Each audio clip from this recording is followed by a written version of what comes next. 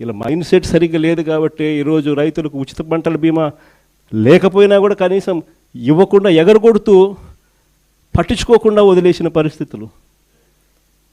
రైతులకు పెట్టుబడి సహాయం అందడం లేదు, ఏ పంటకు గిట్టుబాటు ధర రావడం లేదు, ఉచిత పంటల బీమా ఎగరగొట్టేశాడు, ఇన్పుట్ సబ్సిడీ ఇవ్వాల్సింది ఇవ్వడంలా.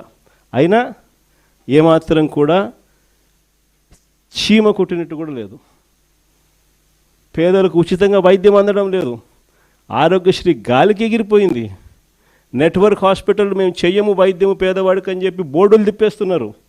3,150 కోట్ల రూపాయలు వాళ్ళకు బాకీలు ఉన్నాయి, అయినా పట్టించుకునే పరిస్థితి లేదు. ఎందుకంటే వీళ్ళ మైండ్ సెట్ పేదవానికి మంచి చేయడం కోసం కాదు, ఆడవాళ్ళకు మంచి చేయాలని కాదు.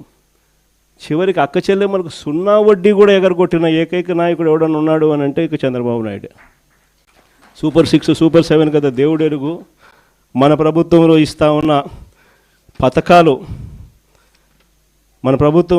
ఉన్న పథకాలు అసలు ఆలోచన చేస్తేనే ఆ పథకాలు చేయూత కనపడ్డంలా, ఆసరా కనపడ్డంలా, 0 వడ్డీ కనపడ్డంలా, కాపు నేస్తం కనపడ్డంలా, ఈబీసీ నేస్తం కనపడ్డంలా, జగనన్న తోడు కనపడ్డంలా, జగనన్న చేదోడు కనపడ్డంలా, నేతన్న నేస్తం కనపడ్డంలా, వాహన మిత్ర కనపడ్డంలా.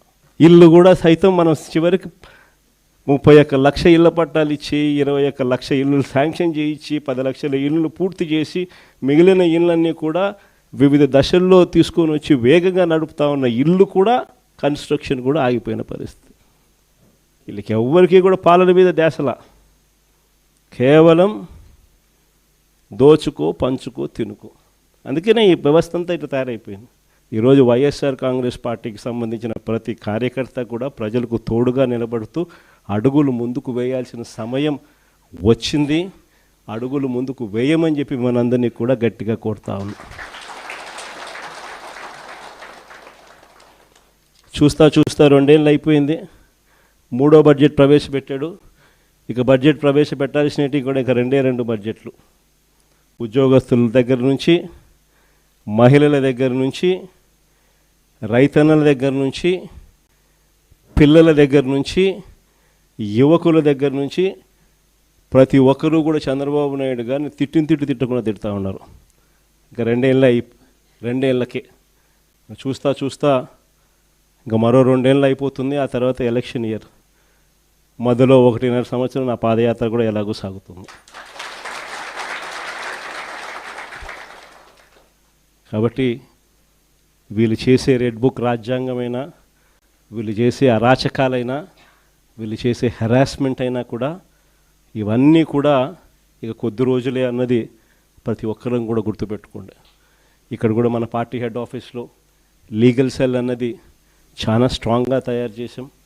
ప్రతి ఒక్కరికి కూడా పార్టీ అండగా ఉండే కార్యక్రమం అందరికీ కూడా హెడ్ ఆఫీస్లో ఆదేశాలు ఇచ్చి ఉన్నాము. ప్రతి ఒక్కరికి ఎక్కడ ఎవరికి ఏ ఇబ్బంది వచ్చినా కూడా సొంత కుటుంబ సభ్యులకి ఇబ్బంది వచ్చినట్టుగానే పట్టించుకుని వాళ్ళకు తోడుగా నిలబడే కార్యక్రమం పార్టీ అన్ని దశల్లోనూ చేస్తుంది. ఇక్కడ హెడ్ ఆఫీస్ నుంచి